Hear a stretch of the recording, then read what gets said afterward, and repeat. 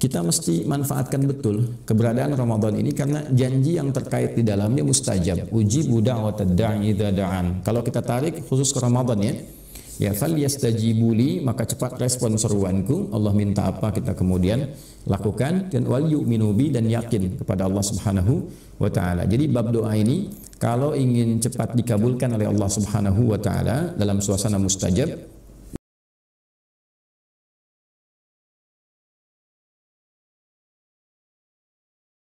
seringkali kita memohon kepada Allah untuk kebutuhan spiritual kita. Bagaimana supaya jiwa ini merasa tenang, jiwa ini merasa nyaman, melahirkan kebahagiaan, dihilangkan dari sifat-sifat yang membawa kegelisahan, anxiety, dan turunannya. Untuk itu, teman-teman sekalian, hal yang lumrah secara fitrah ini dilekatkan pada kehidupan kita. Di antara tujuannya adalah satu, untuk menunjukkan bahwa kita ini hamba, kita ini lemah, dan yang lebih penting daripada itu, untuk memberikan satu penegasan bahwa kita ini bertuhan. Kita ini bertuhan, tidak wujud begitu saja. Ketika meminta sesuatu artinya ada fitrah kehambaan untuk memohon kepada pencipta kita, memohon kepada Allah Subhanahu wa taala. Untuk itu, di antara sekian tuntunan agama itu memberikan petunjuk bagaimana cara kita terkoneksi dengan Allah Subhanahu wa taala, dengan Tuhan pencipta kita. Itulah yang sering kita sebut dengan doa. Dan doa sendiri berasal dari bahasa Arab. Da'a, yada'u, ya kan? Du'aan wa da'watan.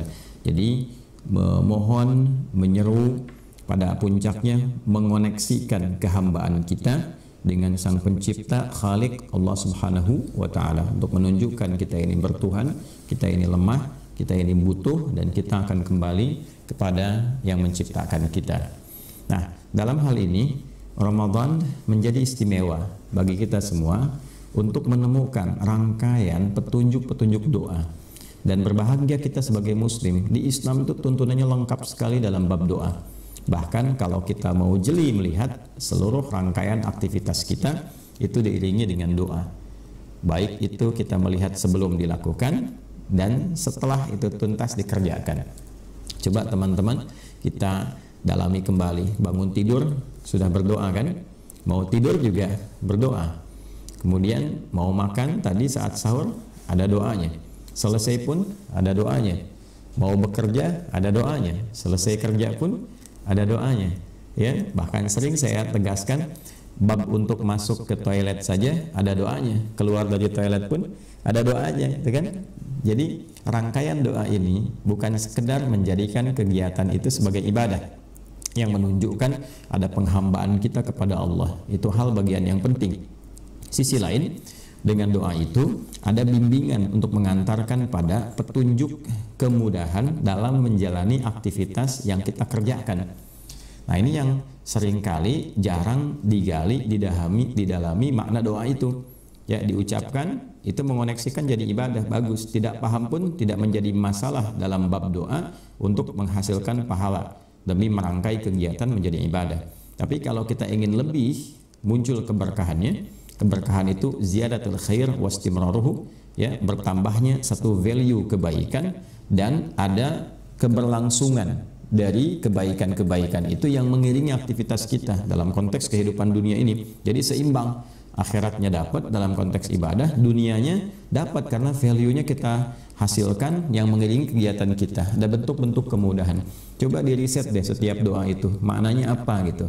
Ya, kedalaman setiap katanya itu penting sekali. Kalau kita paham dengan itu, insya Allah dalam setiap kegiatan rasanya tidak ingin kita meninggalkan doa. Rasanya tidak ingin meninggalkan doa. Nah, di Al-Quran ini lengkap sekali dari berbagai tema kehidupan.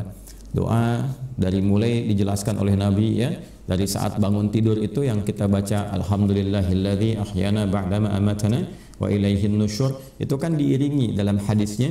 Ya, kalau kita tadi baca di Al-Bukhari, tapi kalau kita rujuk juga ke Sunan Abu Daud untuk melengkapi itu, kita temukan juga ternyata Nabi pun memberikan petunjuk di ayat Quran surah Ali Imran itu di 11 ayat terakhir, ayat 190 sampai dengan ayat 200. Itu yang diisyaratkan secara tegas dalam hadis Nabi sallallahu alaihi wasallam yang dihimpun oleh Al-Imam Abu Daud di dalam sunannya nomor hadis 1367 diriwayatkan oleh Sayyidina Ibnu Abbas ya radhiyallahu taala anhuma yang menyampaikan bahwa kana Nabi sallallahu alaihi wasallam adalah kebiasaan Nabi sallallahu alaihi wasallam idza staiqadha min naumihi, kalau beliau bangkit dari tidurnya, kadang beliau pas tengah malam lebih sedikit atau kurang sedikit kan, fajalasa, beliau duduk terlebih dahulu, wa masaha biyadihi min athari naumi, kemudian menghilangkan bekas ngantuknya, faqara khawatima Ali Imran, maka kemudian membacakan penutup surah Ali Imran di ayat 190 sampai dengan ayat ke-200. Jadi iringannya ada sampai selesai, sampai tidur kembali itu ada. Ya, dan kita akan dipandu bagaimana nabi-nabi itu juga berdoa. Saat sakit apa doanya, saat kesulitan apa doanya, ya kan? Bahkan ada yang kondisi di laut, yang ketika dalam kondisi tenggelam misalnya kan, kita memohon, pasti itu ada fitrah untuk memohon itu. Ya, Firaun aja, Firaunnya tuh nyadar ketika ditenggelamkan, baru dia merasa hamba yang bertuhan. Ya, dan itu sangat telat, kesempatan yang tidak mudah untuk didapatkan gitu ya, dan itu memberi petunjuk kepada kita semuanya ya, liman khalfaka ayah, untuk kita semua kata Allah itu menjadi tanda jangan sampai bersikap seperti itu yang akhirnya tidak memiliki kesempatan. Nah, jadi kembali kepada kita semua, segala rupa itu ada doanya. Kemudahan beraktivitas, kemudahan di rumah tangga, memohon keturunan, itu semua fitrah terkait dengan persoalan kehidupan kita. Tidak ada orang yang tidak punya persoalan. Persoalan itu dititipkan untuk membuat kita lebih kuat, lebih tangguh. Semua potensi kemampuan kita bisa keluar, dan di saat yang sama untuk menunjukkan kita menghamba. Kita menjadi hamba yang memiliki Tuhan, dan kembali kita memohon pada Allah Subhanahu wa taala. Sekali lagi, Islam tampil dengan sangat luar biasa untuk menunjukkan kebenaran ajarannya yang memberikan petunjuk tersusun rapi setiap aktivitas kehidupan manusia. Ini ada doanya, dan itu tidak sama. Awal dengan akhir itu berbeda. Nah, ini menunjukkan bahwa agama ini benar adanya petunjuk Allah, Tuhan yang hak. Tidak mungkin ada manusia bisa mengarang ya doa-doa dengan sangat presisi sesuai aktivitas, beda setiap awal aktivitas sampai akhirnya, dan maknanya pun sangat dalam. Itu mustahil ada manusia bisa membuat seperti itu. Jadi kalau bukan Nabi yang benar, Rasul yang benar, dan Tuhan yang benar memberikan kita petunjuk, mustahil kita mendapati itu semua. Nah, dalam setiap kegiatan ini ada akumulasi harapan yang ingin dihadirkan, dimunculkan. Biasanya orang tuh kalau ada suasana baik, suasana spiritual yang tinggi, itu kebutuhan berdoa jadi tinggi. Ya, gampangnya begini, kalau pergi ke Mekah, doa makin banyak kan? Ya kan? Kalau pergi ke Masjidil Haram, depan Ka'bah, ya kan? Sambil nangis, yang ada doa, lupa dunia itu. Ya, orang mau sekaya apapun depan Ka'bah tuh kok malah berdoa gitu kan? Ya, sepunya kedudukan coba lihat deh, yang presiden paling hebat ini masuk sampai ke dalam Ka'bah, itu intinya berdoa. Ya, intinya bertuhan, masih butuh juga kok. Ya kan? Yang pemimpin tertinggi pun masih minta, masih berdoa. Artinya kan apa? Dia lemah juga, berhamba juga, ingin dimudahkan, dilancarkan, gak ada yang ganggu. Yang kaya juga begitu, ingin bisnisnya lancar, ya kan? Rezekinya mengalir baik, berkah, berdoa juga, pada akhirnya berdoa. Ya, kemudian ke Masjid Nabawi juga berdoa juga kan, di Raudhah berdoa juga. Jadi intinya setiap kita mendapati satu tempat yang mengandung nilai spiritual tinggi, kecenderungan itu ingin berdoa, ke masjid berdoa. Nah, pun demikian ketika kita menemukan waktu dengan nilai spiritual yang tinggi, itu juga membawa kita untuk senantiasa aktif berdoa. Nah, dikumpulkanlah teman-teman sekalian semua karakteristik dengan value yang terbaik itu pada satu bulan namanya Ramadan. Untuk itu di rangkaian ayat Ramadan yang pernah saya ulas di kesempatan sebelumnya, dari ayat 183 di surah Al-Baqarah sampai dengan ayat 187, 183 sampai 187 itu rangkaian tentang ayat-ayat Ramadan. Saya pernah menuliskan buku tentang ini, membahas kedalaman maknanya, dan diberi judul Makna Ayat Puasa. Itu teman-teman bisa kaji secara mendalam di situ ya, di ayat 186 khusus. Ayat 186 dalam rangkaian 183 sampai 187 di ayat 186 di halaman 28 di mushaf paling kiri sebelah bawah. Kalau kita mau cepat dapatkan aksesnya, itu ayat spesifik membawa kita pada kondisi spiritual yang kokoh untuk berdoa. Ya, itu fitrah itu. Setelah dijelaskan 183 kewajiban puasa itu kan, tujuannya apa, 184 toleransi bagi orang sakit, Kalau merasa sakit, apa yang harus dilakukan? Kalau dalam perjalanan yang tidak memungkinkan puasa, apa yang harus dikerjakan? Kalau harus berbuka, apa yang bisa digantikan untuk mendapatkan kualitas yang serupa? Kemudian aktivitasnya apa aja yang harus bisa dikerjakan selama Ramadan supaya nggak bingung kurikulumnya apa, gitu kan? Sampai kita ke ujung Idul Fitri itu. Kalau ada kasus-kasus tertentu di rumah tangga terkait dengan kehidupan Ramadan, bagaimana mengatasinya, gitu kan? Nah, terus bab sahur, bab makan, ya sampai dengan berbuka seperti apa. Di sela-sela itu 186-nya adalah ayat tentang doa. A'udzubillahi minasyaitonirrajim. Bismillahirrahmanirrahim. Wa idza sa'alaka 'ibadi 'anni fa inni qarib. Ujibu da'watad da'i idza da'an falyastajibu li wal yu'minu bi la'allahum yarshudun. Ya kan? Dan bila pun Muhammad SAW di antara kalangan hambaku, kapanpun itu mereka bertanya kepadamu tentangku, ingin mendekat, ya kan? Motif ingin mendekat itu kan dua, ya. Dan puncak keduanya itu dua-duanya doa. Yang pertama ingin memohon peningkatan ketaatan, taat. Yang kedua memohon kepada Allah dijauhkan dari kemaksiatan, taubat. Jadi kalau bukan orang ingin taat, yang kedua orang ingin taubat, itu mutlak Ramadan itu pasti ada itu. Ya, seburuk-buruknya manusia dengan pekerjaan yang pernah dilakukan berupa kemaksiatan akan ada sentuhan di jiwanya untuk kembali. Khususnya Ramadan. Maka Ramadan itu bulan taubat ya. Jadi ketika Allah sudah berikan kesempatan, cepat ambil itu. Ya, seberat apapun, selumur apapun, seburuk apapun dosa yang pernah dikerjakan, selalu ada kesempatan untuk kembali. Sepanjang nyawa kita belum di kerongkongan, kita punya hak untuk bertaubat. Kita punya hak untuk menjadi orang saleh. Kita punya hak untuk meninggalkan salah. Nah, ambillah hak itu. Ambil hak itu sebelum habis waktunya. Ya, karena perilaku manusia itu sendiri. Nah, ada juga yang memohon kepada Allah meningkatkan taat. Dia orang saleh ingin bertambah ketaatannya. Ada orang salah ingin hilang kesalahannya. Intinya apa? Berdoa. Ya, apa respon yang Allah sampaikan? Karena motif orang dekat ingin mendekat kepada Allah itu pasti meminta, maka turun jawaban sebelum dimintakan. Ujibu da'watad da'i idza da'an. Ya, aku pasti akan memberikan jawaban ketika hamba-Ku memohon kepadaku. Ya, bentuknya bisa beragam. Bisa dikabulkan seketika, bisa disesuaikan dengan waktu saat ia mampu, ya, kemampuan untuk bisa menerima jawaban doa itu. Ya, sama saja dengan anak-anak misalnya kecil, ya, dan laisa kamitslihi syai', tidak ada yang serupa dengan apa yang Allah sampaikan. Kalau kita ingin berikan logika sederhana, anak kecil usia 5 tahun minta dibelikan motor. Bapaknya mampu, ibunya mampu, uangnya ada, kan? Tapi anak ini kan belum layak naik motor, mengendarai sendiri, tidak punya kemampuan, bisa mencelakakan. Ya, maka dibelikan motor-motoran dulu, kan? Ditunda itu sampai dia mampu. Nah, kemudian ada juga yang diberikan sesuai kebutuhan, bukan apa yang diinginkan, karena yang butuh itu bukan yang lain. Ya, anaknya minta apel, kata dokter yang bagus itu jeruk karena sedang kurang baik dengan kesehatannya, maka diberikan jeruk untuk kebaikan. Kadang-kadang ingin kuliah di tempat A, dapatnya B. Nah, baru paham itu setelah menjalani kuliah, oh ini maksudnya gitu. Ya, maka kalau Allah berikan anugerah, terima dulu. Seketika itu kita akan dapat hikmahnya. Terima dengan iman, hikmah akan datang. Singkatnya apa?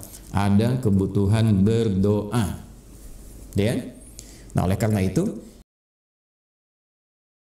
kita mesti manfaatkan betul keberadaan Ramadan ini, karena janji yang terkait di dalamnya mustajab. Ujibu da'watad da'i idza da'an. Kalau kita tarik khusus ke Ramadan ya. Ya, falyastajibu li, maka cepat respon seruanku. Allah minta apa kita kemudian lakukan, dan wal yu'minu bi, dan yakin kepada Allah Subhanahu wa taala. Jadi bab doa ini kalau ingin cepat dikabulkan oleh Allah Subhanahu wa taala dalam suasana mustajab, yang pertama teman-teman, falyastajibu li, respon seruan Allahnya. Ya, Allah minta puasa dengan benar, lakukan dengan benar. Lakukan karena iman, karena Allah. Tepikan yang lain. Bangun koneksi yang baik dengan Allah Subhanahu wa taala. Ikhlas, berusaha untuk ikhlas, ya kan? Nanti Allah tanamkan rasa keikhlasan itu pada diri kita. Sampai Allah tanamkan. Orang yang usaha disebut mukhlis, ketika ditanamkan disebut mukhlas, ya kan? Nah, wa ma umiru illa liya'budullaha mukhlishina lahuddin. Quran surah Al-Bayyinah ayat kelima itu. Dan tidaklah diperintahkan mereka itu, ya kita semua, kecuali untuk berusaha beribadah kepada Allah, menjadikan aktivitas ibadah, berusaha ikhlas. Nanti setelah ikhlas, datanglah keikhlasan itu, diberikan rasa pada jiwa kita. Akan ada perasaan berbeda. Sudah nggak peduli orang mau lihat, orang nggak lihat, yang penting saya sholatnya enak. Ya, orang ada atau tidak ada, yang penting baca Qur'annya nikmat. Itu kalau ada level itu nanti akan meningkat terus sampai pada titik akhirnya yang penting Allah ridha. Ya kan? Yang penting Allah ridha. Nah, itulah mukhlas. Ya illa ibadaka minhumul mukhlasin. Quran surah 15 ayat 40 contohnya. Jadi ada keikhlasan yang ditanamkan pada jiwa. Nah, kalau sudah kita biasa merespon itu, ya Allah panggil kita datang. Nah, maka saat kita memanggil pun, memohon pun kepada Allah, itu pengabulannya akan cepat. Ya, yang kedua mesti yakin, jangan ragu-ragu. Berdoa tuh nggak boleh ragu, yakin dengan kekuasaan Allah. Ya, jangan menyoal, karena ketika Allah berikan, itu tadi sifatnya kan 3. Bisa langsung dikabulkan ketika kita punya kemampuan yang baik, ya. Maslahatnya langsung dengan kita, langsung diberikan. Minta A, langsung terkabul. Minta kuliah di kampus A, langsung lulus gitu kan. Kadang-kadang malah nggak ikut ujian. Dulu ada PMDK gitu kan, belum ikut ujian namanya udah terpanggil. Ya, belum kita mendaftar untuk cari kerja, namanya di beberapa tempat pekerjaan, beberapa perusahaan ya malah kemudian mengajukan kepada kita agar mau bergabung dan sebagainya, bisa terjadi gitu ya. Nah, kemudian yang kedua itu yang tadi saya sampaikan, bisa kita diberikan oleh Allah waktu untuk memiliki kecakapan dan kecukupan dalam menjalankan apa yang kita minta itu supaya nggak jadi beban. La yukallifullahu nafsan illa wus'aha. Nggak mungkin Allah kasih kita itu sesuatu yang kita nggak mampu, menyulitkan kita sendiri. Ya, dalam semua bab, dalam rumah tangga, berbagai hal itu mesti dipahami dengan baik. Ya, kalau enggak nanti kecewanya banyak dan salah persepsinya. Kenapa ya aku sudah sholat nggak dikabulkan juga? Bukan nggak dikabulkan, dikabulkan. Ya, dan dalam pengabulan itu dikuatkan dulu kita semua dalam berbagai aspek. Aspeknya luas sekali ya, bisa di rumah tangga, ya tentang keturunan, tentang harapan ingin menikah, ya tentang membangun silaturahim, bisa dalam bab pekerjaan, bisa dalam bab pelajaran, semua hal. Dan yang terakhir, kadang kita minta kan Allah dengan segala kebijakan, keindahan, kasih sayangnya, rahman rahimnya melihat bahwa oh ini nggak pas, nggak cocok. Allah maha tahu sebelum kita minta, saat minta, setelah kita minta, dikasih yang terbaik untuk kita. Dan disitulah kita belajar fikihnya itu yang penting. Kalau sedang menerima A, petunjuknya apa? Nah ini yang jarang dikaji. Ini seringkali nggak siap, ya kan? Nah kalau kita minta sesuatu A misalnya kan, belum dapat nih fikihnya apa yang mengiringi itu, apa yang mesti dikerjakan? Itu babnya rinci sekali di Quran, rinci sekali, ya. Dalam berbagai hal, aspek-aspek di sini bahkan beberapa ulama sampai ada yang bikin topik-topik ya, kayak ahli hadis tuh bikin sekian topik, ayatnya, hadisnya, petunjuknya, ya itu lengkap. Hanya memang yang agak jarang sekarang itu secara tematik dan tersusun kurikulumnya secara rapi, jarang ditampilkan. Kalau saya berharap sih ada kampus-kampus Islam yang menyusun fakultasnya itu berdasarkan kurikulum petunjuk kehidupan yang disampaikan dalam Al-Quran dan hadis. Itu belum ada kampus begitu. Ya, kalau bisa disusun bagus sekali. Kami membuat dari sekolah tuh, dari PAUD sampai ke tingkat aliyah lah kalau di SMA itu ya. Itu kita susun sesuai dengan usianya, kebutuhannya apa sampai ke atas gitu. Ya, nah ini kalau ada kampus demikian tuh luar biasa. Kan kampus Islam kan, Universitas Islam A, Universitas Islam B. Nah, yang Islam di dalam kampus itu yang diajarkan yang bagaimana kurikulumnya. Nah, ini menarik juga nih kalau bisa diturunkan, ya. Fakultas Agama Islam FAI. Nah, menurunkan nilai agama Islam itu, petunjuk agama Islam di dalam fakultas itu seperti apa? Ya, fakultas syariah. Nah, syariah apa saja yang diturunkan dalam Islam yang memandu kehidupan itu? Diajarkan nggak bab sholat di dalamnya? Sholat dari awal sampai akhir dengan dalil-dalilnya, dengan maknanya semua. Sehingga ketika lulus dari situ, sholatnya bagus betulan, bisa menerangkan tentang sholat, tahu dalil sholat, tahu makna sholat, dan tahu implementasi sholat dalam kehidupan. Ya, kenapa ada orang sholat setelah itu dia jadi baik, tercegah dari perbuatan keji dan mungkar? Kan memberi solusi. Sekarang misalnya terlihat orang sholat tapi masih berkelahi, orang sholat berselisih, orang sholat bikin hoax gitu kan? Nah berarti kan ada yang tidak benar dalam sholatnya. Nah fakultas syariah ini bisa nggak melahirkan siswa-siswa yang lulus untuk mengajar cara sholat yang benar? Dan itu dievaluasi. Jadi ketika ujian bukan cuma lulus ujian soal, ya ini dalilnya apa, kalau ruku bacanya apa, bukan hanya itu, dites sholatnya benar nggak. Selama 4 tahun kuliah dites, berbuat fahsya nggak, berbuat mungkar nggak. Kalaupun nilai ujiannya 100, tapi masih ada fahsyanya, ada mungkarnya, ada bolosnya, ada nyonteknya, belum lulus dia. Nah ini yang seperti ini belum ada teman-teman sekalian. Dulu fakultas yang disusun dalam petunjuk kehidupan Nabi jadi madrasah, kan ada madrasah-madrasah. Madrasah Mekah, Darul Arqam, gitu kan? Madrasah Madinah di Sufah, gitu kan? Itu ada semua dan semuanya lulus dengan excellent semua. Ilmu dan amal, ilmu amal sekaligus. Makanya komen para sahabat ketika mereka menyampaikan riwayat itu seringkali mengatakan kami itu belajar ilmu dan amal sekaligus. Ya, kalau kita lihat beberapa hadis-hadis tentang Al-Quran saja, itu komentarnya jelas sekali. Akhadtul Qur'ana an aqwamin, akhadnal Qur'ana an aqwamin. Aku ngambil Al-Quran itu dari sekelompok sahabat. Kita ngambil Al-Quran talaki dari sekelompok sahabat. Kami nggak melampaui 5 ayat, paling banyak sekali 10 ayat. Dikaji, dipahami isinya, diamalkan dulu dalam kehidupan. Begitu sudah kami paham, baru amalkan, kemudian berlanjut ke ayat berikutnya. Maka komen mereka, kami belajar ilmu dan amal sekaligus. Itu dulu seperti itu fakultas Islam yang hadir itu. Nah, ini menarik nih, bisa diadakan studi-studi lah, kajian-kajian di kampus-kampus, ya, daripada bahas yang nggak penting loh. Ya, bahas yang nggak penting, yang nggak ada korelasinya dengan kegiatan, dengan mutu kuliah, mutu mata pelajaran gitu ya. Kenapa kita nggak coba susun lagi ya dengan sesuatu yang lebih presisi? Nah, hasilnya pun luar biasa. Sampai ke era modern begitu. Dulu kayak Haji Ahmad Dahlan misalnya, pendiri Persyarikatan Muhammadiyah, 18 November 1912, ya kan, termasuk yang awal-awal didirikan Persyarikatan Muhammadiyah. Dulu beliau itu ngajar surat Al-Ma'un itu bisa 4 bulan. Anda bayangkan 4 bulan Al-Ma'un. Ya ara'aital ladzi yukadzibu bid-din fadzalika alladzi yad'u al-yatim wa la yahdhu 'ala ta'amil miskin fawailul lil musallin, ya alladzina hum an salatihim sahun alladzina hum yura'un wa yamna'un al-ma'un. Itu 4 bulan teman-teman sekalian. Tapi yang paling menarik apa? Ketika itu diajarkan sambil dipraktekkan, ya beliau membawa satu hal dalam pakaiannya, kemudian langsung dipraktekkan sedekah, cari anak yatim. Dari 4 bulan itu tiba-tiba yang lahir apa? Panti yatim, ya kan? Setelah itu apa lagi? Ada rumah sakit. Al-Asr itu 6-8 bulan. Al-Asr surah 103. Wal 'asr innal insana lafi khusr illa alladhina amanu wa 'amilus shalihat wa tawassaw bil haqqi wa tawassaw bis sabr. Itu 6-8 bulan. Ayatnya pendek deh, ayat-ayatnya. Suratnya juga ringkas, tapi hasilnya jadi apa ini? Ya, jadi pusat-pusat pendidikan. Ya, dari TK sampai SD, pesantren, kampus, ya, rumah sakit aja sekarang ada 127. Ya kan? Kemudian kampusnya ada berapa? Kurang lebih 168. Gitu. Belum itu sekolahnya, ribuan dari TK, SD, itu dari satu spirit surat. Anda bayangkan. Nah, kita butuh yang begitu lagi sekarang ini. Dimana ketika seseorang belajar ini, implementasinya dalam nilai keislaman diterjemahkan dalam bentuk kemajuan-kemajuan yang mencerahkan. Nah, itulah berkemajuan.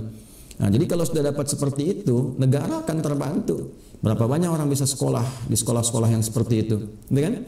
Berapa banyak anak-anak yatim dipelihara. Padahal kan tugas negara, ya kan? Amanat undang-undang kan seperti itu, ya. Anak yatim dan orang-orang terlantar itu kan dipelihara oleh negara, dirawat oleh negara, diberikan perhatian oleh negara. Negara hadir membersamai. Nah, ini masyarakatnya aktif. Kalau sudah aktif masyarakatnya, rakyatnya juga baik, negaranya terbantu. Sama dengan pendidikan. Kan pendidikan juga bagian dari kewajiban negara untuk rakyatnya. Tapi ketika itu bisa diwujudkan, nilai keislaman itu diimplementasikan dengan baik, negara setidaknya pasti akan merasakan manfaatnya, terbantu. Karena itu nggak mungkin ajaran Islam bertentangan dengan ajaran-ajaran yang ada dalam kehidupan kita dalam konteks kenegaraan. Jadi nggak mungkin ada undang-undang di negara ini, aturan yang bertentangan dengan agama itu nggak mungkin, terutama Islam. Ya, yang ada itu kalau dibentur-benturkan aja, orang iseng-iseng pengen ngebenturkan, gitu kan? Ya, bikin konten macam-macam dan sebagainya. Tapi pada hakikatnya nggak ada. Yang merumuskan Pancasila aja kan banyak kalangan ulama di situ.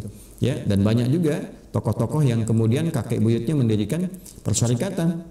Ya, di sana ada Kiai Haji Agus Salim, Ki Bagus Hadikusumo, kemudian ada Kiai Haji Wahid Hashim, yang ke atasnya mereka, ya semuanya keturunan ke atasnya itu adalah rata-rata pendiri di ormas kita. Jadi saya kalau mau balik ke sini teman-teman sekalian, aktivitas kita hendaknya dalam Ramadan ini bisa dioptimalkan juga dengan doa, dengan pendekatan yang tadi kita harus sampaikan. Harus ada keyakinan, harus ada optimisme dalam berdoa itu.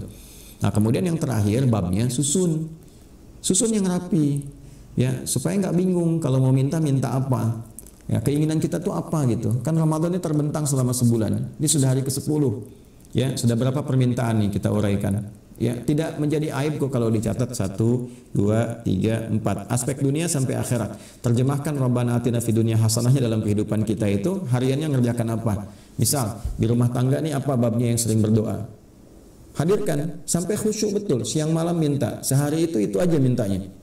Malam saat tarawih, tahajud, baca Al-Quran, siangnya saat puasa. Ya, masa kita minta berkali-kali Allah nggak kabulkan, kan mustahil. Ya, pasti dikabulkan. Dan cara pengabulannya tadi seperti yang disampaikan di awal. Tinggal nanti saat kita menyampaikan itu belajar fikihnya. Kalau dapat langsung mensyukuri itu semua, bentuk syukurnya nanti bagaimana, ya kan? Kalau disesuaikan dengan waktu kita siap, kita belajar fikihnya, bagaimana sambil menyelaraskan waktu menunggu itu, kan? Kalaupun kemudian ada kondisi yang tidak memungkinkan, belajar fikihnya supaya paham ketika Allah mengalihkan pada amalan lain, kita mengerti, oh ini maksudnya, sehingga semua itu dinikmati dengan syukur. Kan cuma menunggu aja sampai meninggal, kembali kepada Allah, sukses kita, insya Allah, ya kan? Nah, hari kedua minta apa? Ya, setelah bab rumah tangga misalnya hari kedua babnya dalam pekerjaan, minta apakah dimudahkan, keberkahan, semangat, ya kan? Hati-hati, kadang-kadang kan ada rasa malas dalam bekerja tanpa sadar, itu juga akan berpengaruh kepada hak dan kewajiban. Ya kan? Jam kerja masuk jam 8, pulang misalnya jam 4, atau jam kerja jam 9, pulang jam 5 misalnya, gitu kan? Datang jam 10, pulang jam 4, kadang pulang jam 3, tapi gaji pengen penuh. Sisanya jadi penyakit itu.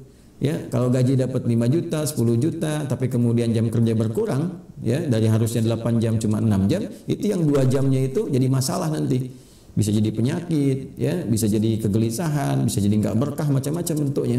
Nah, hal semacam ini yang kadang-kadang jarang hadir dalam kehidupan kita itu. Nanti ujung-ujungnya ya sakit atau ada musibah, nah keluar biayanya segitu juga tuh. Kalau nggak percaya coba deh dicek aja, segitu juga. Ya, dapat dengan cara yang tidak benar, ya keluar pun dengan cara penyakit atau dengan cara musibah. Walaupun tidak semua penyakit itu diakibatkan dengan hal-hal yang seperti itu. Bisa jadi ujian-ujian yang memang untuk menguatkan dan menghadirkan rezeki yang baru. Itu ada di Al-Quran juga. Seperti kisahnya Nabi Ayub, Nabi Ibrahim. Ya, ketika Nabi Ibrahim sakit di surat Asy-Syu'ara itu ayat 80 kan jelas, wa idza maridtu fahuwa yashfin, kalau aku sakit pasti Allah sembuhkan. Nah, ternyata sakit yang diujikan itu adalah untuk membangun optimisme, membangun kekuatan, jadi lebih kuat lagi dari sebelumnya. Ya, kan ada anak-anak tuh kalau sakit kan ya tidak harus mereka salah. Tapi ternyata kan ya untuk distimulus semua organnya itu supaya lebih kuat lagi karena melampaui aktivitas sebelumnya. Akhirnya kan demam, ya kan? Kan di orang tua kita viral dari sejak dulu, rumusnya gampang. Kalau anak-anak kecil demam yang biasa yang kita lihat standar itu kan, yang dikasih ASI kuat lagi, itu kan sakitnya sakit untuk menguatkan organ. Ya, orang tua kita selalu bilang ini mau pinter gitu kan. Nah, tapi ada kondisi tertentu yang memang di luar batas itu, memang harus berobat. Ini hikmahnya apa? Ya, hikmahnya nanti untuk menyinergikan dengan profesi-profesi di kedokteran. Ya, maka dari itu dokter pun nggak boleh menjadikan pasien sebagai objek medis untuk kepentingan duniawi. Dosanya besar sekali itu. Ya, saya sering ingatkan tuh, hati-hati ya. Kalau memang obatnya itu simple, murah, ya kan? Nah, berikan itu dan nambah pengetahuan baru, itu bersyukur sekali. Ya kan? Sudah kuliah, selesai kedokteran, masuk rumah sakit, ya untuk jadi dokter yang baik, datang pasien kan ilmunya dipraktekkan. Jadi dia tahu bahwa yang dipelajari selama ini benar. Itu kan anugerah, nanti meningkat lagi. Ya, jadi bukan belajar untuk menjadikan pasien sebagai objek materi. Ya, apalagi kerjasama dengan farmasi misalnya. Farmasi nggak apa-apa, bikin obat dan sebagainya. Tapi yang jahat itu, nih kalimat ini harus saya sampaikan yang tegas ya. Yang jahat itu adalah bagaimana kerjasama antara korporasi di farmasi misalnya dengan dokter-dokter tertentu atau rumah sakit tertentu untuk menarget pasien. Ya, ini kalau visit, kalau bisa ini dipepetin aja waktunya supaya dia nambah tinggalnya di rumah sakit. Nanti cas lagi biaya itu, dosa itu. Nggak akan berkah itu rezekinya, nggak akan berkah dapatnya itu. Ya, tinggal nunggu aja masalah dan musibahnya tiba. Atau yang kedua, sudah tahu penyakitnya biasa, dikasih obat ya dengan ya kadar tertentu, ya dengan dosis tertentu yang dia diminta nanti balik lagi. Padahal tidak harus kontrol, dibilang harus kontrol, bukan obat ini, dikasihnya obat yang berbeda, itu juga dosa. Ya, jadi orang Islam tidak akan berbuat seperti itu, apalagi rumah sakit Islam, nggak mungkin begitu seperti itu. Ya, itu pertanggungjawabannya berat itu. Ya, pertanggungjawabannya berat. Teman-teman, rezeki itu sudah diatur, rezeki sudah diatur, tidak akan tertukar sampai kita meninggal. Pembedanya cara kita berikhtiar mengambil itu dengan cara yang soleh atau salah. Ya, ketika diambil dengan cara yang saleh maka menjadi kebaikan untuk dunia kita sampai akhirat. Tapi ketika diambil dengan cara yang salah, hanya mengoptimalkan nafsu, kelihatannya banyak, yang dipakai sedikit juga.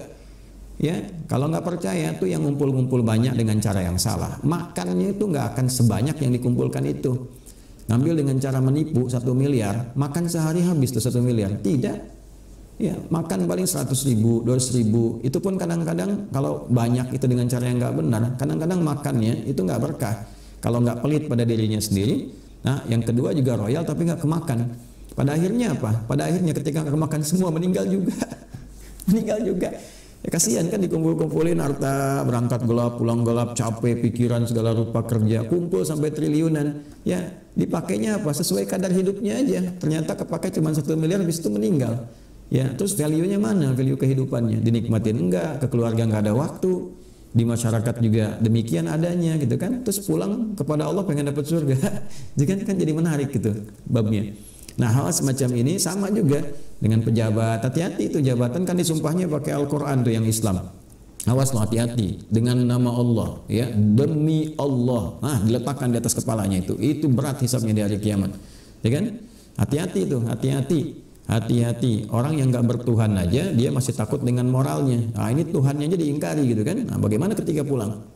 Jadi nggak mungkin ada pejabat muslim disumpah pakai Quran tuh korupsi, itu nggak mungkin. Karena Quran diletakkan di atas kepalanya, janjinya itu langsung hubungannya dengan Allah itu. Ya, sama ulama juga begitu, apalagi ulama bawa nilai keulamaan, nilai keislaman. Ya, begitu bermasalah gelar apapun, mau ustadz, mau kiai, mau habib, mau macam-macam, semuanya bertanggung jawabannya berat sekali itu. Ya, karena ketika orang kemudian melihatnya keliru, ya, yang jelek nanti agamanya.